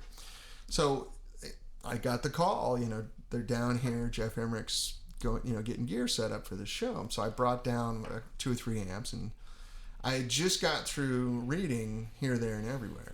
And I actually had read it twice because I was so intoxicated by the book. But the thing that stunned me was the level of detail in the book. And my first question to Jeff, you know, and he's sort of had all the questions before, and you say to him, what questions haven't you been asked? And he goes, not that one. You know, like, I've had that question. But I said, Jeff, the amount of detail, did you just keep astonishing diaries, or, you know, how did you do this? Because the detail, you know, and Paul's left shoe was untied that day. Right. You know, just astonishing. And he goes, you know, talk to your parents about the day Kennedy was shot. They can tell you what they had for lunch that day. They know what they were wearing. He goes, that's the way every day was for me. And he said it was so. It's kind of obvious in the book that, you know, no one could remember that much, and I'm sure he did his best to fill in the blanks. But he said just every day like that was like that working for me. I remember everything I did every day working with those guys, because every day it was a mind-blowing experience. The trick is, and there's a good example in that book, he says, the first day I was working with the Beatles, I was nervous, and I want to sound like the Dalai Lama on a mountaintop. Well, and they welcomed me in, and, you know, he'd known them before. He'd worked with them as an assistant, so it was just pressure to be an engineer, which is a new thing. And he'd been engineering for other people for a few months and done really well with hits and so forth. But, you know, working with the Beatles was a big deal, and he knew them already as friends from the studio, but the pressure is on. And he was young like them. Definitely younger than they were. Yeah. But he says on the book that, you know, and the first day John kind of befriended me, and he played me the new Tiny Tim record, and we kind of got along, and that was great. Well, the record wasn't recorded for 2 more years. Yeah. So the memory is sideways, and taken as a statement, it's not true. Sure. But they welcomed him. He did hear the Tiny Tim record through them, probably 1969. But it's a whole different thing than the way the history gets laid out by one person. So you have to be very careful. I make that kind of mistake about stuff that happened last month. Me too. You know, let alone 40, 50 years ago. So what I would say is, like, read all those books. There's a new one coming out by our friend Ken Scott, who's another Beatles engineer, did Bowie and stuff too, and his book is great too. It's always one person's story, usually. Or if you see George Martin's book, it's George Martin's view of things. Yes. And all those books have another name on the cover, written by so-and-so. Yeah. And those people are creative writers who take the basic skeleton of a story and flesh it out. They read all the books like ours and Mark Lewison's and others. Maybe they lift a little bit here and there. Well, it does happen, because you're given a project to say, we recorded such and such a song. John came in, he was upset with Paul. And so that writer says, John came in really angry that day, and he threw down his coat. Yeah. And that's where the detail bothers me a little bit. John threw down his coat. Paul snapped over and looked and said, what do you want? Right. And John said, nobody knows what they said. And so to read those books, be very careful, and I love to do it. You take them with a grain of salt. You really have to say, you know, where's the facts among these stories that someone whose name at the bottom as a writer has made up? Yeah. And so the book companies want a storybook. These are not storybooks. Jim's Vox book is not a storybook. These are reference They're books. reference books. Yeah. Those are meant to be read, but don't believe that John threw down his coat. I just read the Fleetwood Mac book, The Making of Rumors, which is great, by the way. Ken Kelly wrote about his experience making Rumors. Oh, yeah. And it's a brand new book, and it's doing quite well. And I loved it, but there are moments when it says, you know, Stevie came in and picked up a half-lit cigarette and put her head down and listened as we played it back. Certainly he could remember that, but maybe not. But why? It's not interesting. And it's written with someone else. There's a name on the cover besides Ken who wrote the book, who put the actual words down. And their job is to make you feel like you're there. You know, the sun was shining that day, and we were tired from the night before. Well, it's very likely those could both be true. Yeah. But it's more likely creative writing about history to make it a story. I make it a read. Yeah. Did you guys see, you saw Amadeus, the film about Mozart, which is completely not history, but it's based on a guy called Mozart. It's a great film, and it's just the same kind of thing. And he had a Billy Idol wig. I love the movie. Yeah. And at one point he sits down and the king plays a little piece on the piano, and then he says, well, would you like to try it? And Mozart sits down and plays it, and suddenly it's a harpsichord. Yeah. Wow. And it's so much better. Yeah. And he plays so much better. But it's like, wow, there's some huge things in there, but it makes a great story. But don't take it as history. It's one of those things where be very careful digging through history. I'm doing research right now on some mixing boards, and just for no other reason than I see people getting it wrong all over the place, like you said, with some stuff. Yeah. And I just want to put up a web page or maybe make an article for a magazine that kind of sets the history straight about these old mixing boards so that we can not have wrong information. Exactly. You know? Well, I want to do a similar project about amps. And can we talk about the other thing that you're doing with Jim, or is that still under wraps? Let's wait for a bit. It's a guitar project that's very cool. Oh, okay. Well, because Jim had talked to me about contributing on the amp side of Definitely. things. There's a big project works in LA for people to get together to preserve guitar history and to promote that stuff. And we're just gathering the names of the interested people. That's why I was talking to Eddie Summers and other people about this who are getting involved. And I think it will be real cool. But maybe we can do some premiere kind of thing here. But we want to get the ducks in a row. Well, you can come back if you want to do it. We can do a formal presentation. We'll have Jim over, too. He's around the corner. Yeah. And, well, I was very excited about this project. You guys will learn about it. It's not like a huge secret, but it's their thing, so I'm not going to say anything. Well, there's going to be a website and a press release and things in magazines and stuff to make sure everybody knows about it kind of at the same time. Yeah, so Jim had approached me about being on your board of directors and handling the very small slice of the project, which is the amplifiers. Yeah. Because it's mainly a guitar project. And, you know, sort of talk about how there's a synergy between equipment coming out, guitars coming out, and amplifiers coming out that suddenly makes a guitar more interesting, or vice versa. This kind of guitar makes this amplifier more useful. And as a side note to what you guys are doing, show how the amplifier sort of came in through that. I was going to ask you a question because it just sprang into my mind. I was going to ask you, what do you see out there, besides your amps, that's really innovative in the guitar world? In the guitar world? Like, I was just thinking about amps when you were talking about that, and I thought the last interesting and cool amp I saw was called the Wiggy, which Peavy made for its Weasel Zappa, and had these weird controls on it that were labeled funny, and they weren't just treble and bass; they did weird harmonic changes, and nobody bought it. Right. It's a cool sounding amp, but it doesn't sound just like everybody's classic Fender or Marshall. But I think, you know, there is an opening for someone or some company or some guy out there to make his own thing who says, I do this, but I do it crazier and cooler and weirder. Well, yeah, it's a great question, and there's probably a 3 or 4 part answer. The thing that was the most astonishing to me when I got into this business is how conservative guitar players are. Yeah, true. I mean, just our look and feel, everyone, before we put it out, everyone said, no one's going to buy this. Wow, and that's not radical at all. It's still based on a 60s Marshall look. But you're kind of used to it, though. Now, I mean, with the vents and the, you know. But I mean, and it's not even a radical shape different than a Marshall. But it is different. The fact that I'm using smooth, high-grade Tolex, and I have vents, and I have multiple metals. I did this on purpose. I was having lunch in Kate Mantellini's. And, you know, in that restaurant, her whole thing is mixed metals. Yeah. And so, you know, I've got zinc logo, steel background, bead blasted aluminum. Some chromes. With nickel screws and brass screws here. I wanted to mix metals on purpose because I liked the texture of it. And people were like, that is way too artsy-fartsy. You're going to scare all the guitar players off, blah, blah, blah, blah, blah. Now, I think it's our look and feel. And I get compliments from guys' wives at the NAMM show. They go, yours is the only amp I'll let him put in the living room. It has style. Yeah. But our main thing was we wanted to make something that if it was on television, someone couldn't just put gaff tape over it and you didn't know what it was. That's good. You know, because Peter and I were watching Saturday Night Live so much, and you see these guys with all these boutique amps, and they look like a Marshall combo.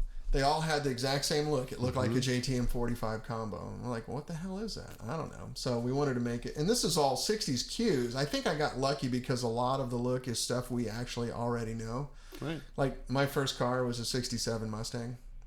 And it's a familiar style. That's the rear end. Yeah. These are the lights off a 67 Mustang. This logo, Speed Racer. Oh, cool. I just changed the number on it. I didn't even know that. But again, as you said, it's a familiar thing. It's in a new context. Somewhere in your subconscious, you go, okay, I know this geometry.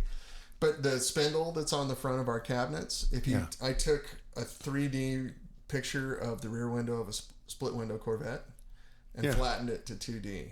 Wow. And that's all that is. Because that's like, these are my favorite things from the 60s. Shapes and proportions that look and feel good. I'd love to say I planned it. It's a subliminal marketing plan. No, it's all bullshit. It's complete luck. It looks good. It is good. I like that look, you know, and because even though I was born in 65, but I lived in Missouri, so everything's 10 years behind.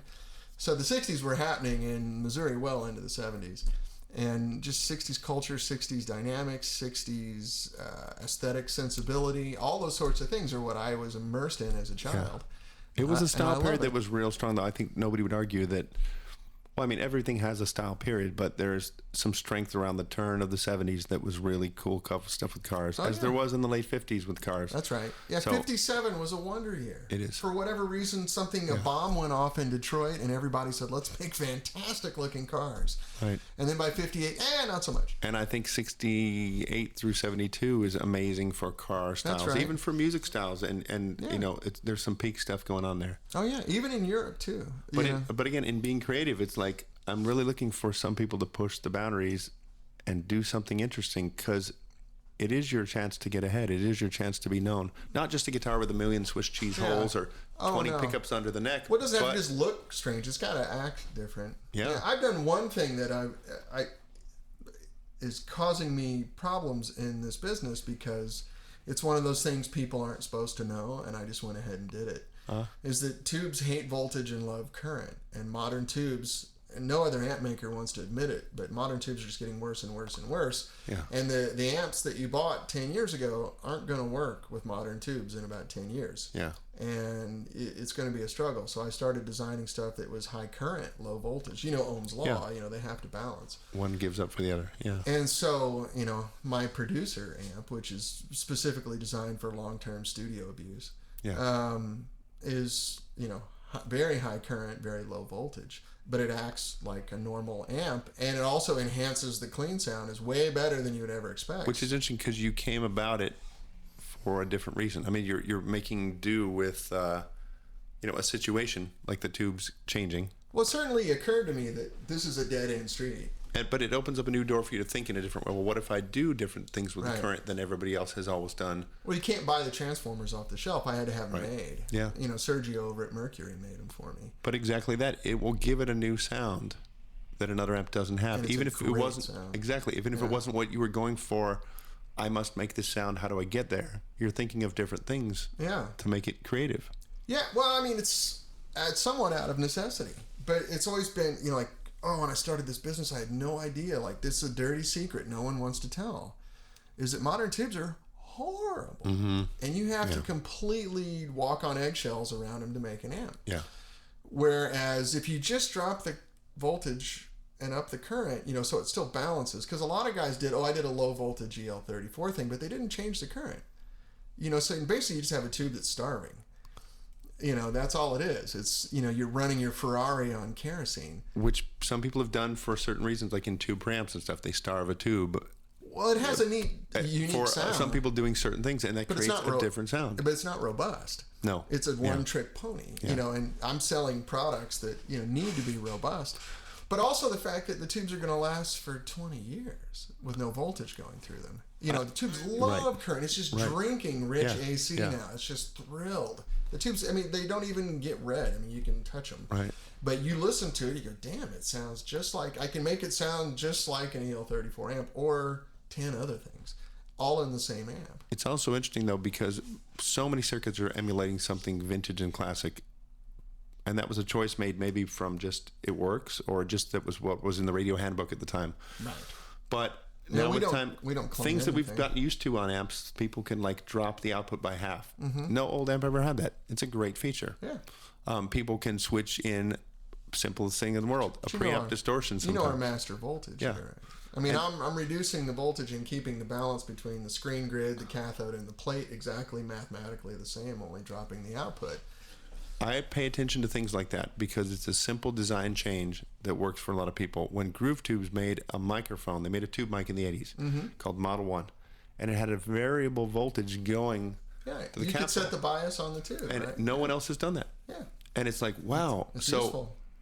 You've got an adjustable microphone.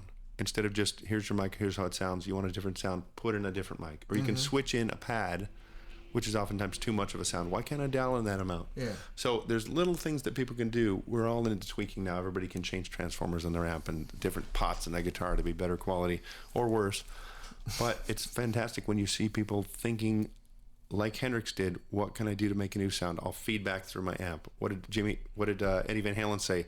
I'll take a power soak on my amp and drive it at a different voltage, and then I'll run it through some solid state EQs into a power amp, into JBL speaker cabinets. So people getting creative Andy Summers with guitar synths and weird washes of choruses and reverb created something new that it didn't suck. It was really cool. Oh, absolutely. And yet, if you want to be in a covers band and you only play like Andy Summers, maybe it doesn't work. But if you want to be creative and find a new path that actually feels new to you, it's so cool to have a new path. You're like, wow, that's a great sound and I've never heard it. Well, I think you're absolutely right. I mean, the way I kind of look at it philosophically, not to be a nerd, but it's so much about the guy. Mm-hmm. Like, I would never say, this is a Soho, it's 4 EL84s. You can get an AC30 sound out of it, but you can also get a bunch of other sounds out of it too. But the gear that serves us best is the stuff that allows you to be you. I don't want to say names of other amp manufacturers because that would just be extremely inappropriate, but there's certain amps, and we all know them. No matter what you plug into them, it sounds like that. And so, even our favorite vintage amps have those qualities. An AC30 is not a wide vocabulary amp. Now, there's 25 different kinds of AC30s that all have does different Brian May vocabulary. sound like Mike Campbell? And they don't. But each individual AC30 is somewhat limited. And each individual Marshall is somewhat limited. Each individual Fender is somewhat limited. So we're trying to do things that are taking some of those limitations off so you can be artistic. And if you want to play stuff that has finesse and style and grace to it, this amp's going to do what you ask it to do. And that's what a good microphone does. And I like it when some guys say, like, I always play with this on. Yeah. And somebody's like, no, I can't. I don't like that. It always sounds terrible to me. It's like, great, you've got the amp option. Now you got that choice. Yeah, thankfully you're not limited. But back to your original point of, who's doing stuff creative. I wave my own flag too much, but I tell you honestly, what I'm really blown away with right now is Strymon. Is it? Yeah. Those pedals. I'm not a pedal guy. I have an old EP3 out there and a Rat pedal I bought used on Sunset. The vintage Echo-Plex and a Rat pedal. I got a lightless Rat pedal that I bought when I moved out here to go to MI in '86, and I bought it used for like $25 on Sunset, and that's all I ever use. And Lyle Workman turned me on to Strymon. He called me and said, "Dude, I know you hate pedals, but you got to come over and hear these things," because he knows I'm a tape echo guy. And I played the El Capistan and went, "Oh, that's actually fantastic." And but I have the reverb, I have their little compressor, and I've played a bunch of other ones. They're astonishing, but what they've done is take the modeling sort of paradigm and just done it without regard to economy. Mm-hmm. Because they were originally Line 6 guys, and Line 6 is a huge business, and they have the economy of scale that, they can't go making a lot of expensive products because so much of their production is approachable stuff. Yeah. And these guys were the original software people who said, since we started Line 6 in 95 or whenever, the world has, technologically grown. Let's do this. And they've taken this sampling thing with, it's got a really heavy duty processor in it, like it's got its own board. If you look inside the pedal, it's like a little computer. And it sounds so damn good. And it reacts. You can even put bounce on the spring on the reverb. You know how you can overdrive a reverb and make it start to bounce. Yeah. It's like, and it sounds so. A lot of the conversations I have are, why don't you put reverb or all these sorts of things on your amp? I'm like, I can't build anything like this. Right. With a spring and a tube. I can make you a reverb that has one nice voice to it. These guys, you've got everything you want in a $225 box. That's astonishing. I don't know how much you've played with them. And again, no one hates pedals more than I do, and I'm a convert. But in thinking creatively, fuzz boxes and distortions all exist, and we have every flavor there is. Yeah. They're all out there. Silicons and dividers and crazy fuzzes. And we just cycle through the same 10 versions. There's phasing and flanging and chorusing, and then there's delays and reverb and octave boxes, but there must be room for new sounds beyond that. Yes. Okay, do you need to make another fuzz box when nobody's making a bandpass filter? That's right. To make your guitar sound like a telephone on the bridge. How cool would that be? I want a 700 hertz notch. Wow. On everything I do with a guitar. See? And I need a way to dial that in. If you had even just a notch pedal that just had a sweepable range from subsonic to supersonic, and it just cut out a middle range, that pedal is not made by anybody, and yet there's a market for it. So when you're playing your huge fuzz, it sucks out the nasty 3K or something. Yeah. Or 700 hertz woof, those kind of things. Yeah, the boxy 700 hertz gives you that honk. Yeah. But so I think that there's range for people to even think when you're going to be out there making your pedals, you can custom design them at home now, which is so cool. Even modeling. It's like, well, what would it sound like if we, Well, so there's a degree of that with those Strymon pedals, like on the El Capistan. You can set the wow and flutter on the tape. You can set the tape age. You can make it a single head, a multi-head, or a modulating tape head. Yeah. All these sorts of things. It's not a quantum leap forward, but instead of just like, here's a good sounding echo. And they give you options to make it stranger and weirder. Yeah, and then if you hit both of them at the same time and turn the middle knob, it adds reverb underneath it. Yeah. And it's all in this little box, and it's sort of like, the functionality and the vocabulary of those pedals have taken you to another level. That's one of the benefits. The other one is they actually sound good, which is a key. There's a ton of pedals with a shitload of knobs on them, but they just don't sound that great. And, that's a personal opinion, but most people tend to agree on things over time. Yeah. If you really like plastic guitars with aluminum pickups, maybe that's your sound and that sounds good to you. Yes. Some people make that work, but other people do tend to agree on, that sounds better than that. That's a good tone, and that's a musical tone. Yeah, it's artistic and useful and all these sorts of things. And we are still playing G, D, and A through things. That's right. In a kind of a traditional way. So well, it's the 21st century now, so every song is a 1-5-6-4. Right. I know. Every song. I know. I even my wife made me watch the American Idol finals last night, and Jimmy Iovine is producing these people. And they both came out and did songs that were 1-5-6-4s. And then they had some special guest who was a kid that was on the show, whenever. He comes out and does a song that's a 1-5-6-4. Wow. And I was like, really? Seriously? And my kids and my wife just get nuts, because every time I hear it, I just grab a guitar and go, look, dun, dun, dun. It's really not exciting. And yet... It's Let It Be, right, which is the first big 1-5-6-4. And then it's an entire genre of music now. It also has a familiarity. Like you said, certain things people are comfortable with. Yeah. So for the basic people, it's like, if I go to McDonald's, I want the basic old McDonald's hamburger. But the cool people are the people like the Beatles and people we look up to, like, again, Hendrix or Van Halen or Devo or anybody that took it outside enough to keep it normal. Devo still used drums and still used bass guitar and electric guitar. But then they added weird synths that didn't sound like Keith Emerson. Yes. And then they introduced people to a new vocabulary. And they did Working in a Coal Mine. That now sounds, with a song we know. Yeah.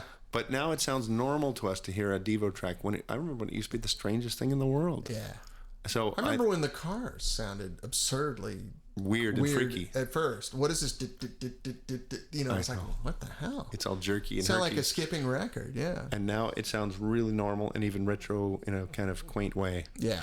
Yeah, I mean, even at my age, even though it wasn't completely contemporary, I remember Helter Skelter being a completely deviant song. Absolutely. I mean, it was just like you couldn't play it on the radio in Missouri where I grew up.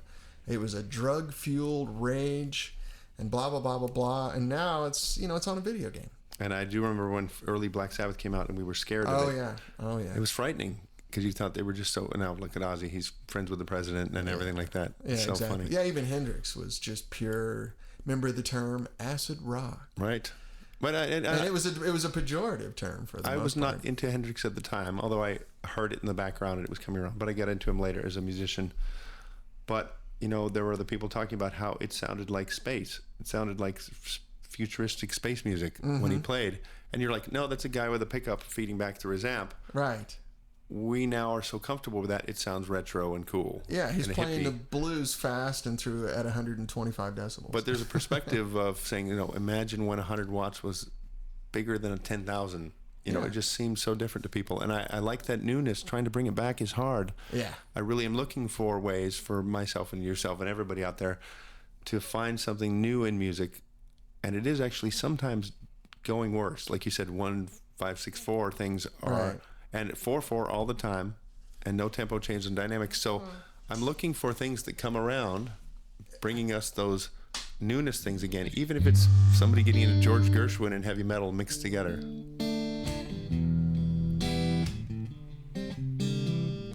Every song is like that, or any combination. You can start on the 6.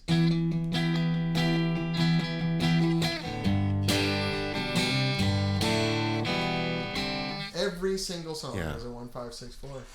But, you know, there are a lot of cycles in music that I'm hoping we're getting into now, or at least is imminent. As you look at, like, you know, the first phase of rock and roll, you've got country boys playing sped up blues, singing like black people, which was a little bit verboten at the time. A couple guys playing guitar, maybe a guy on a piano, lots of attitude, lots of youthful abandon. And then it went to Fabian and Dion and, you know, Beach Boys and stuff like that. Very grown-up friendly music. And then the Beatles came back and they had long hair and they shook around and they did all the crazy stuff. And then it got all the way up to Hendrix, and then it went to Bread and the Eagles, and, you know, very grown-up friendly music again. You know, and that wasn't necessarily simple music, but, you know, and then you got disco, really watered down versions of funk songs. And then the punk guys came out. And what's nice is that, as you said, these are cycles that happen, and then something reacts against it too. Yeah. And there are those people that are original no matter what's going on. They don't even listen to the world. I think maybe Kurt Cobain was one of those guys that said, I'm just doing what I do, and look how it did for him. He was not the he's true to himself. Not a Bon Jovi and not a Motley Crue, and he was not a Poison or a Rat, but he certainly had a different style that caught on, and now that seems normal. But it was so weird at the time to wear torn jeans and a flannel shirt. It was like, what's wrong with you? Yeah. Haven't you seen Robert Plant? So in a way, I like the fact that you're saying that we might be in a doldrums point. Well, it seems straight like 4/4, lots of compression. And I think I've never even heard the Adele album, but everybody says that, you know, it's a breath of fresh air. It's more emotional, less corrected, less fixed up. Right. And it's a girl with a microphone who can actually perform. Yeah. The songs are maybe a little predictable, but her execution of them is so good that you kind of forgive that. And I think that we have to now, and one of my things is to try to find cool music out there, and it maybe just be recorded in someone's garage. Probably likely will be. But then spread it to other people, like turn people on to good music. If you find friends, say, come with me to the show this Saturday. I can't even tell you what it is. You just gotta see it. Sometimes music is experiential. And so finding things out there is harder with all this noise we've got. You know, if I made you a custom guitar that's perfect for what you like. It's in that room. There's only 400 other guitars in there. You've just got to find it. Right. So it's really hard now to find the good music that fits you and what you want to hear. So I'm really looking hard. Rarely find it, but oftentimes I run into stuff that goes, wow, that's as good as anything I own. Yeah, you know, it's one of the things that I miss along those lines is, for me, one of the elements of rock and roll that's always important to me is fun. You know, like if I want to be sad, I'll read a book. I don't want a song with a huge message. I want to feel like I'm 19 and I have that abandon and I'm having fun for the sake of having fun. And that's gone. But also, I always loved the fact that it was anti-establishment. It is. It used to be. No, it is. I mean, but rock and roll's not anymore, though. Hip hop is. Hip hop is the stuff that your parents are afraid of. Like all the kids at school that I have a 7-year-old and a 9-year-old, and all the parents, when, oh, you're a musician, the conversation always gets around, God, I hope they don't start, you know, listening to this. Or my daughter came home and said this song from a hip hop song, and they said a lyric. I'm like, that's rock and roll. It's that's like the Rolling Stones, let's spend the night together. It's like you can't say that on TV. Right, exactly. Let's spend some time together. Now, I like when you mentioned that, though, because the sense of fun and humor is rarely valued very much. But I mean, the Beatles did funny songs about yellow submarines and things, and the Who had jokes, literally jokes about I'm a boy, tattoos. and my mom won't admit it. And yet, right next to it, Pete Townsend will write beautiful songs about being hurt and lonely and sad, and very emotional songs, or even about politics. And it didn't hurt them to have humor next to something really powerful. Well, even their serious tunes had some tongue-in-cheek to it. I mean, here's to the new boss. You know, he's really making a heavy political statement with that song, but it's done sort of in a rock and roll way. But I think, you know, there's funny Elton John songs and there's serious Elton John songs. There's stuff by so many artists that they're either in one camp or the other. Like, we're just a funny party band, or we're one of those really serious artists. But Led Zeppelin had songs like Hot Dog. Right. And then they have really serious tracks about, you know, going through the desert of Kashmir. Yeah. And that's cool. I think that the fact that you can... The album that had Stairway to Heaven on it had rock and roll. Yeah. Which rock and roll is, they're doing a Little Richard song. Right. They're doing, you know, the whole intro is Little Richard. I forget which is The Girl Can't Help It or something. Right. And even... Only he just changed the words. He said, it's been a long time since I rock and rolled. Let's play a rock and roll song. And it's fun to do that not take yourself so seriously, but also to be serious when you want to be, because life is like that. You have a little bit of up and have a little bit of down. And, you know, you don't want to be Weird Al Yankovic all day, probably. So you can have some messages that mean something to people, but if you're always just down and you're always just serious and you're always just trying to change the world, I don't think people will listen too much. We're getting some good comments here that I'm kind of walking by. Oh, yeah, please throw some in. I still remember the first time I heard Ice Cream Man solo for the first time coming through a clock radio in my girlfriend's apartment. Van Halen's cover song. Yeah. Oh, that's so good. And it's funny. It's cool and charming.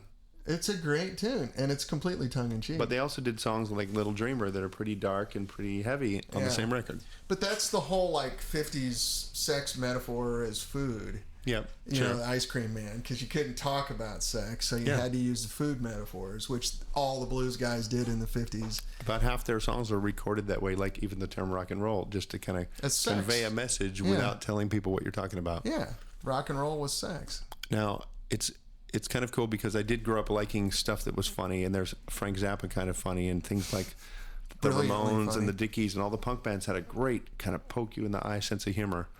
Just obnoxious, snotty teenager stuff. I like the way you said that. That's perfect. And yet, you know, there are people still doing it. I think Green Day's kind of poking fun and doing things. And I'm not a big fan, but I think they do good songwriting, and they have more than just 4 chords in their music. That's right. But it is kind of dynamically one direction. But there's lots of potential for bands to grow now, and I'm looking forward to some of these bands maturing, Foo Fighters or whoever, saying, okay, we don't have to just let's do something with a piano, because our favorite bands, and I know the Foo Fighters love Queen and they love all that stuff, so didn't stop Queen from being great and put a piano in one song. That's right.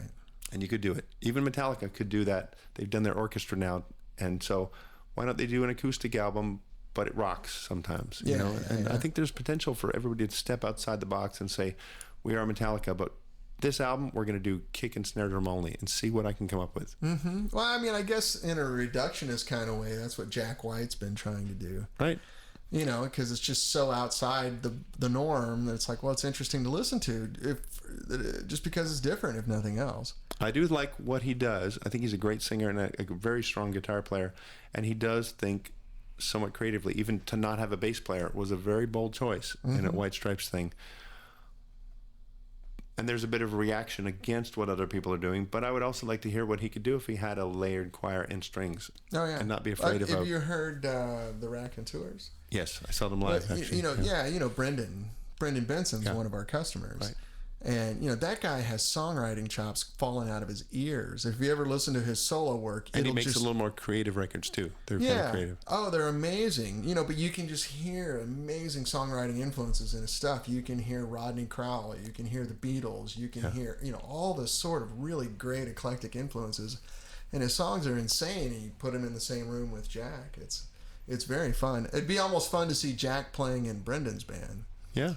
Instead of Brendan playing in Jack's band, just to see the yin and yang of that. But yeah, I'm sure there's a lot of great guys out there now. I think, you know, the modern music business makes it harder for us to reach them because there's too many choices, and the airwaves are completely saturated with lowest common denominator stuff. So I think it is, needle in the haystack is where it is, because now everyone puts out a record on iTunes, you know. I did see a band just the other day, which is an old 70s group reunited called UK, which is John Wetton from King Crimson, Terry Bozzio from Zappa and Missing Persons, then Eddie Jobson, who played with quite a few groups like Roxy Music and stuff. And they have no guitar player, sadly. But it was an amazing show, and I wish more people were there because A, it rocks really hard. B, it shows you what great musicians can do without being too noodly. It's noodly, but it's really enjoyable, and the drumming rocks, and the bass has power, and there's challenging parts in there that you're like, wow, they actually played that. And so you see the bit of that spectacle of performance that's really exciting to me, whether you be a country picker or somebody musicianship. It's a challenge to see that. It's not bad to see someone doing something physically hard and challenging when it's musically good. And so I was thrilled by the show. I thought it might actually be kind of weak, and it was amazing instead. So maybe check out UK on some of their new tour on YouTube. But I wish that there were more bands like that, thinking they did long violin solos with crazy delays on them, with nobody else on stage. A couple guys are mentioning Radiohead here. Oh, yeah, true. I mean, extremely creative. And they're not afraid to say, that was our last album. The new album's going to be really different. Sorry. Yeah. but we're not going to lose our whole fan base if we change from style A to style C right now. And they do use things like keyboards in interesting ways, whereas they don't really have a keyboard player like Nicky Hopkins or Billy Preston, but they do synths and they do guitar processing that makes the record sound different from each other. Well, it's fun. What time? Oh my gosh, it's already after 2:00. Hey, do you want to come back again? We will. Yeah, that's great. Maybe we can have some more focused discussion, because it's been great. I mean, it's, you know, I unfortunately I don't get to see Brian very often. We've met at trade shows, and I ran into you, you know, places like Royer or over at gyms and all that stuff. But every time I speak with you, I think it's really fascinating conversation. We always have fun, and I think it's good to bring up things. Hopefully, you're all getting. Even some little interest in thinking about what you do. I've been thinking about it myself. It's like, what do I do that's different from everybody else, and how can I do more of that? And not be afraid of your limitations, but say, yeah, Brian May doesn't play everything, and the Edge from U2 doesn't play the blues very well at all. He probably is terrible at it. And look what's happened to him. He's not a failure. That's right. You can be yourself. And really, some of the dumbest guitar players, and you've all seen them, are on TV. Some of the dumbest guitar players are in huge bands.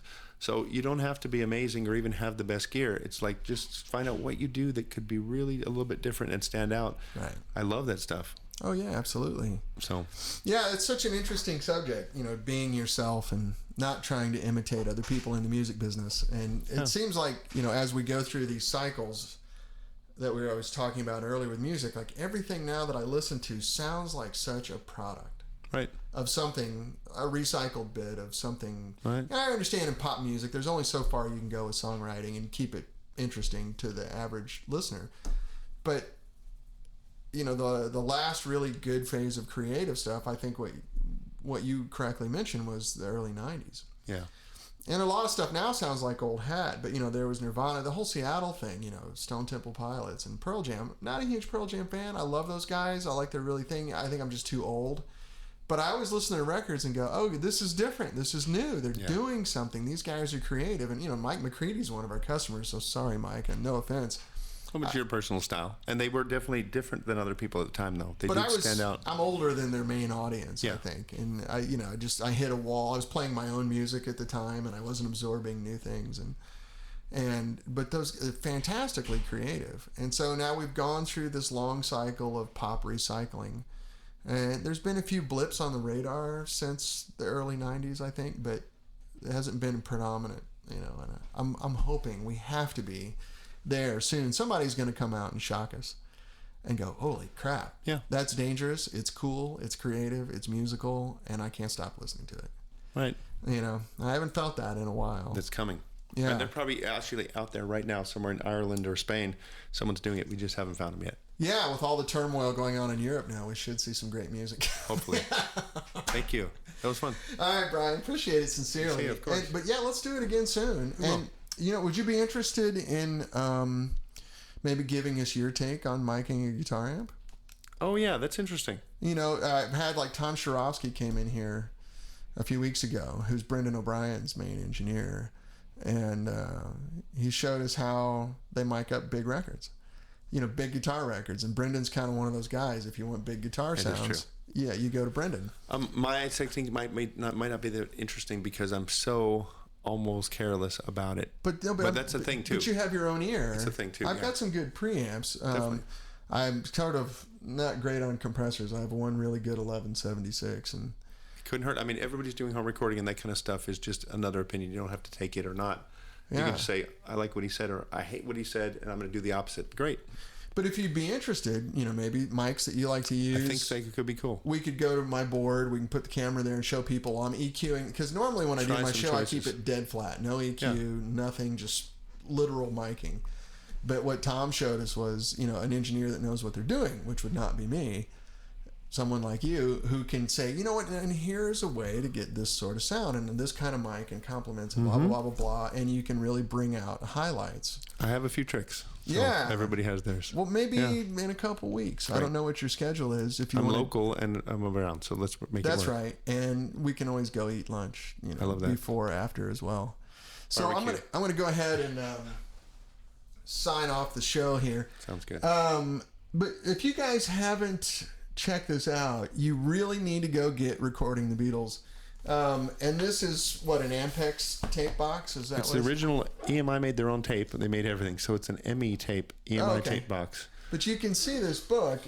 I hope you guys are watching in high def. Blow this up. It's just a fascinating book, and admittedly, it was over my head when I first got it, and I had to go through it 4 or 5 times because I'm a guitar player. Yeah. And my skill set kind of stops right there, but it gave me just such an appreciation for the art of recording, and the way you presented it was approachable. I mean, obviously I can speak in complete sentences, so I can read, but I mean, I learned so much from this, and I still find it interesting, and I still pull it open all the time and go, yeah, let me just read about that. Let me do about this. So I think it'd be fun once people understand, your history, come in and see how you like to mic stuff up, and we can talk about anything else. Good. And if you want to go into any other parts of this, but your website is just recordingthebeatles.com, right? That is it. And the book can you buy it on Amazon now? We've never sold it except direct through the website, but it's the same thing. People type in a search engine, they find our page, they order it, and it comes to your house in a few days. Yeah. Unless you live in Europe, because the problem with when you ship overseas, it can take 2 weeks, 4 weeks. We had books go to Spain and get lost 4 or 5 times. So it's tricky overseas, and it's expensive to ship a 12-pound book. But it is a great book, I think, for what people care about. Yeah. And in America, it's much easier to get it. We'll just send it out in 2 or 3 days. Because I remember, are they shipped locally? No, we have a warehouse back in the middle of the country, so it reaches everybody equally. So I got mine in 48 hours. Yeah. It has sold out a few times. About every year it sells out twice, and then we print more books and ship them out. But how many have you sold so far? Oh, over 10,000. Wow. It's really done great. Congratulations. And it sells as much today as it did 6 years ago when it came out. Has it been 6 years? Yeah. Oh, yeah, 2006. So, again, it's old news, so it is not dated. And you have signed mine already, haven't you? Maybe. If not, we can take care of that today. Oh, yeah. I thought you signed it at the Santa Monica Guitar Show or something. Maybe not. I think we'll have to fix you that. might have gotten it around there. Yeah. Yeah, that was 2006. Anyways, it's good if you're interested in this kind of stuff, and you certainly won't be done with it in a day. Even though I'd written the book with my friend Kevin, when it first showed up, I said, I'm going to sit down and read it like a normal person. It took me 8 days to get through it. Yeah. And I already knew what all the words were. Yeah, so you were rereading I was it. I was not digesting. So it'll be a good one to hang on to for a while. I'll have to get a silver pen and let you write something. Good.